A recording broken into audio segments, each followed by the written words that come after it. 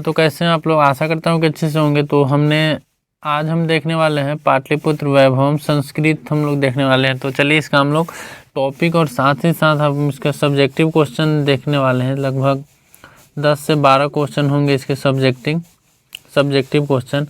सबसे पहले हम लोग इसका टॉपिक देख लेते हैं हर वीडियो की तरह, ताकि इससे आपका ऑब्जेक्टिव क्लियर हो जाए। ठीक, तो देखिए पाटलिपुत्र वैभवम आपको पास अगर बुक हो तो उसको अच्छे तरह से पढ़ लीजिएगा। पाटलिपुत्र वैभव में पटना शहर का जिक्र है, मतलब इसमें पटना जो शहर आज का बिहार की राजधानी पटना, उसके बारे में बताया गया है। पटना का प्राचीन नाम पाटलिपुत्र है। पटना का प्राचीन नाम क्या है? पाटलिपुत्र है।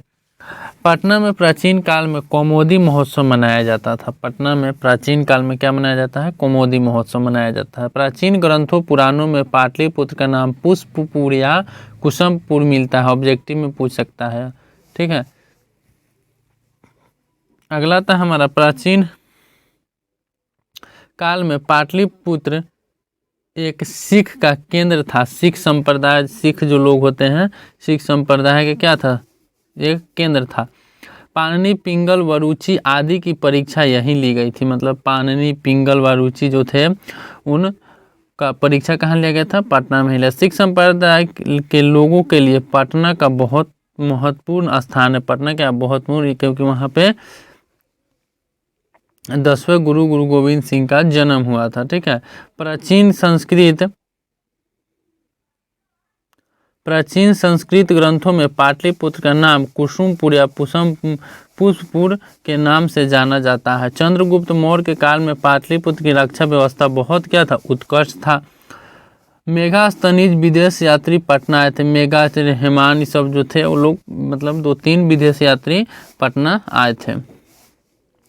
पटना में हमेशा युद्ध, आग और बाढ़ का खतरा, बाढ़ का भय रहेगा। यह किसने कहा? तो भगवान बुद्ध ने कहा था। किसने कहा था? भगवान बुद्ध ने कहा था। गुरु गोविंद सिंह का जन्म स्थान गुरुद्वारा के नाम से प्रसिद्ध है, पटना में है। ठीक है, पटना शब्द पतन शब्द से बना है। पटना किससे बना है? पतन से बना है। गुरु गोविंद सिंह सिख संप्रदाय के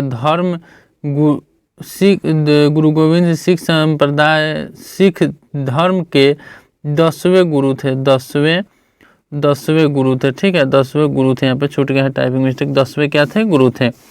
पटना में गंडक नदी पर गांधी सेतु पुल है। क्या है? गंडक नदी पर गांधी सेतु पुल है। कूटनीत काव्य की रचना दामोदर गुप्त ने किया है। किसने किया है? दामोदर गुप्त ने किया है। देखिए ये लगभग इम्पोर्टेंट टॉपिक जो था, जिससे आपको ऑब्जेक्टिव बन सकता था, वो ऊपर है। अब देख लेते हैं इसका हम लोग सब्जेक्टिव क्वेश्चन। आपको इसका PDF कहाँ मिलेगा, लास्ट में आपको बता देंगे। आप चैनल को सब्सक्राइब कर दीजिएगा और वीडियो को ज़्यादा शेयर कीजिएगा। पाटलिपुत्र के विशेषताओं का वर्णन करें। मोस्ट इम्पोर्टेंट क्वेश्चन है यह, एग्जाम में पूछा गया है क्वेश्चन। मतलब इसमें जितना क्वेश्चन है लगभग पूछा गया है, मतलब यह मोस्ट इम्पोर्टेंट है। ठीक है, बहुत बार एग्जाम में देखा गया है कि यह पूछा गया है क्वेश्चन। तो देखिए, बिहार राज्य की राजधानी पटना का वर्णन भारतीय ग्रंथों के द्वारा ही नहीं, विदेश यात्री मेगास्थनीज फहाम आदि भी की है। मतलब पटना जो है उसका, मतलब विदेश के लोग जो भी आए थे, यात्री लोग, उन्होंने भी क्या किया था? टूरिस्ट लोग ने भी उसका वर्णन किया है। इस नगर का इतिहास 2000 वर्षों के आसपास गिना जाता है। मतलब पटना कितना है? 2000 वर्ष के इतिहास माना जाता है। यहाँ धार्मिक क्षेत्र, औद्योगिक क्षेत्र और राजनीतिक ध्यान आकर्षण है। ठीक है, प्राचीन काल से ही यहाँ सरस्वती का मुख केंद्र माना जाता है। मतलब यहाँ पे सरस्वती का क्या है? मुख केंद्र माना जाता है प्राचीन काल से। अगला था हमारा पटना के प्रमुख दर्शनीय स्थान कौन है? तो आजकल पटना नगर अत्यंत विशाल और बिहार की राजधानी है। ठीक है, बिहार की राजधानी है। यहाँ गंगा के पावन तट पर बसा हुआ प्राचीन नगर, यह संग्रहालय, उच्च न्यायालय, सचिवालय, गोलघर, तारामंडल, महावीर मंदिर, गुरुद्वारा आदि पटना के मुख्य दर्शनीय स्थल है। कौन कौन है? तारामंडल, गोलघर, ठीक है, यहाँ पे चिड़ियाघर भी है, महावीर मंदिर, गुरुद्वारा, ये सब क्या है? दर्शनीय स्थल है। ठीक है, और घूमने के लिए भी बहुत सारे स्थल हैं। पाटलिपुत्र का पुष्प या कुसुमपुर नाम का उल्लेख कहाँ है? तो प्राचीन ग्रंथों या पुराणों आदि में पटना का नाम अन्य नाम पुष्पुरिया कुसुमपुर प्राप्त होता है। ठीक है, पुष्पुर मतलब प्राचीन ग्रंथों में मिलता है। ठीक, आगे आता है हमारा सिख संप्रदाय के लिए पाटलिपुत्र क्यों महत्वपूर्ण है। तो गुरु गोविंद सिंह ने पटना सिटी में जन्म लिया था। सिख संप्रदाय के 10वें गुरु गोविंद सिंह का जन्म स्थान पटना है। ठीक है, जन्म स्थान क्या है, पटना है। पटना सिटी में सभी सिख धर्म गुरु पधारे हैं। मतलब पटना सिटी में जहाँ पे सिख संप्रदाय के जितने भी धर्म गुरु हुए वो सभी पधारे हैं। आगे आता है प्राचीन काल से ही पाटलिपुत्र कैसा नगर के रूप में प्रसिद्ध है। तो पटना अथवा पाटलिपुत्र प्राचीन काल से ही भारत के प्रमुख नगरों में गिना जाता है। मतलब बहुत ही पहले ही प्राचीन काल से ही पटना क्या है, बहुत प्रमुख नगरों में गिना जाता है। पाटलिपुत्र वर्तमान पटना का ही नाम है। इस शहर का बहुत ही ऐतिहासिक महत्वपूर्ण है। मतलब इस शहर का ऐतिहासिक महत्वपूर्ण बहुत है। यहाँ संस्कृत के अनेक विद्वान हुए। पाणिनि, पिंगल, वरुचि तथा पतंजलि की परीक्षा यहीं ली गई थी, पहले ही बताए थे। और यही उन्होंने ख्याति, मतलब वहीं से उन्होंने विख्यात हुआ, उनका प्रसिद्ध हुए। अगला आता है हमारा पाटलिपुत्र का प्राचीन उत्सव का वर्णन करें। तो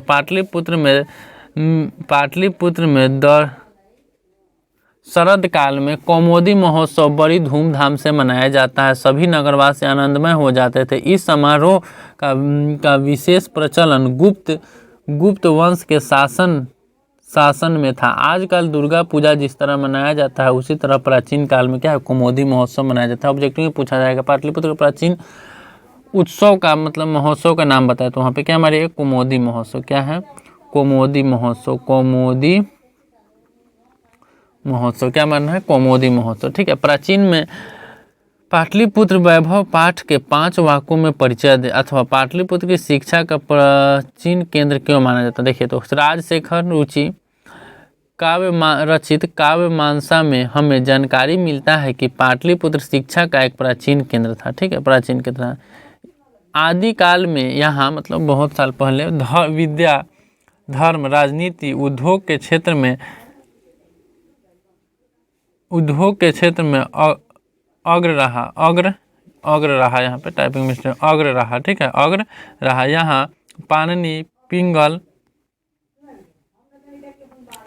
पिंगल, वारुचि तथा पतंजलि की परीक्षा ली गई थी और यहीं उन्होंने ख्याति प्राप्त की। ठीक है, उन्होंने ख्याति प्राप्त की। महान शासक अशोक, महान अर्थशास्त्री एवं राजनीतिक चाणक्य की भूमि की देन, महान शासक अशोक, महान अर्थशास्त्री एवं नीतिज्ञ चाणक्य इसी भूमि की देन है। चंद्रगुप्त मौर्य के समय यहाँ अशोक तथा यहाँ की शोभा तथा रक्षा व्यवस्था उत्कृष्ट थी। अशोक के समय यह समृद्ध थी। मतलब पटना को, मतलब यहाँ पे जो बहुत सारे गणितज्ञ जो हुए ये सब कहाँ पे हुए थे, पटना में हुए थे। और अशोक और किसके समय, चंद्रगुप्त मौर्य के समय यहाँ पे रक्षा व्यवस्था शोभा थी, अति उत्कृष्ट थी। और अशोक के समय समृद्धि हुई। अगला आता है भगवान बुद्ध ने पटना के बारे में क्या कहा। तो भगवान बुद्ध ने पटना के पाटली ग्राम के बारे में कहा कि यह गांव एक समय महानगर होगा, किंतु परस्पर लड़ाई, आग और बाढ़ के भय से सदैव पीड़ित रहेगा। कालांतर में पाटलिपुत्र पटना कहा जाने लगा। किसने कहा था, भगवान बुद्ध ने कहा था कि यह आगे चलकर एक महानगर होगा, जैसा कि आज है। राजशेखर ने पटना के संबंध में क्या लिखा। तो कवि राजशेखर ने अपनी रचना काव्य मानसा में लिखा है कि पटना में बड़ी बड़ी कवि, व्याकरण, भाष्यकार परीक्षित हुए। मतलब बहुत सारे माने कवि, व्यावकार, भाष्यकार क्या हो, परीक्षा यहीं पे ली गई थी। उन्होंने कहा है कि बहुत समय तक पाटलिपुत्र की प्राचीन सरस्वती परंपरा स्थिर रही। ठीक है, अगला आता है हमारा 10 नंबर, कौन कौन विदेश यात्री पटना है। तो मेगास्थनीज, फनहान, हेवेनसंग, स्टिंग आदि विदेश यात्री पटना आए थे। Most important topic.